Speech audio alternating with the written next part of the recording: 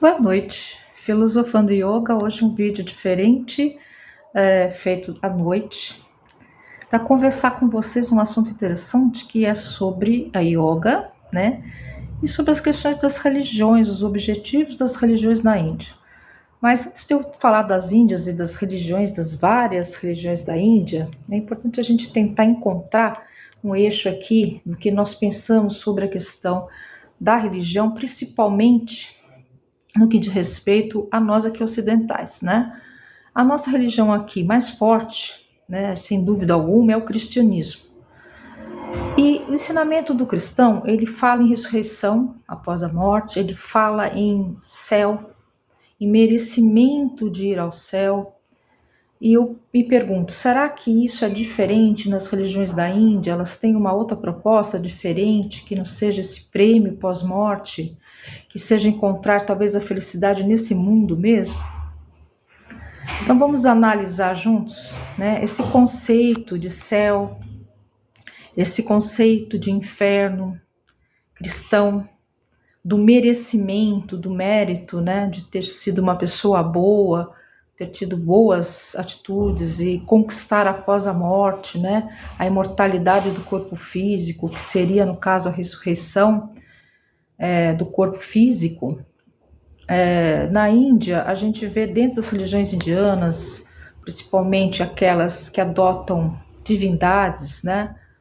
Deus com forma, Shiva, Vishnu, Krishna, todas essas religiões, elas têm também um pouco parecido com o cristianismo, uma promessa de que a alma, né, já que eles acreditam numa alma individual, pós a morte ela vai para alguma região espiritual, uma região, um céu, né? Que não tem esse nome de céu como os cristãos falam, mas eles falam de planetas celestiais, golokas, né?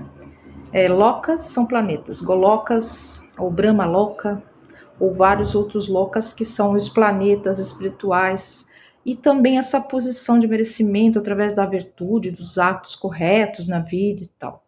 Talvez a única religião na Índia que não pregue essa felicidade pós-morte seja o budismo. E talvez alguém aqui fale, não, Denise, o budismo também tem essa ideia de céu, porque nirvana é céu. Na verdade, o budismo esclarece uma coisa muito, muito contundente, que é nirvana não é um lugar, né? Nirvana não é um planeta. Nirvana é um estado atingido, um estado em que você dissolve a sua mente no universo. Né? Não existe um prêmio, uma localização e um momento pós-morte que isso possa acontecer. Para o budismo e também para os yogisnatas, a morte é a morte das nossas ilusões. A morte não é a morte física, no sentido de morrer, de sair do corpo físico, embora isso aconteça para todas as pessoas, né?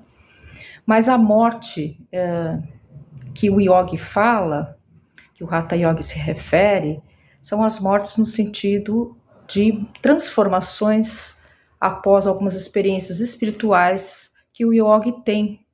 Não existe uma promessa de um céu, não existe uma promessa de um planeta em que a pessoa vá, existe a constatação de uma transformação da mente, de uma dissolução da mente. E nessa dissolução da mente, automaticamente, você deixa de ter sua individualidade, se funde no universo.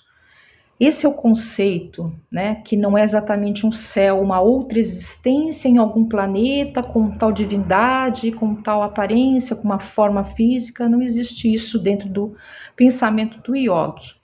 Existe dos religiosos, né, que seguem as linhas religiosas da Índia, de grande parte da Índia, né, que tenha realmente após a morte, e aí se a pessoa tiver esse mérito por atitudes, né, positivas, por um bom dharma, né, por ter conseguido se tornar uma pessoa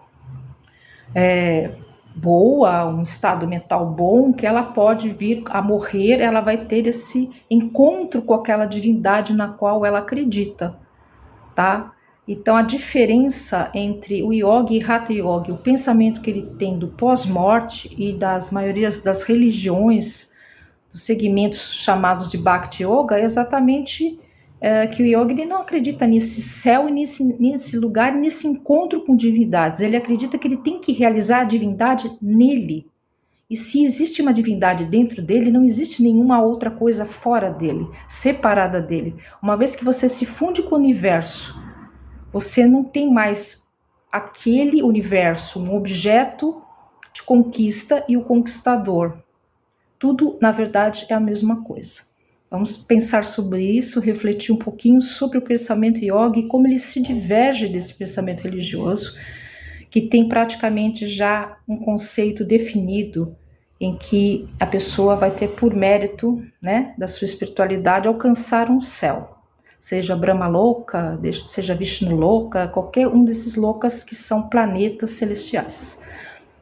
Beijos no coração.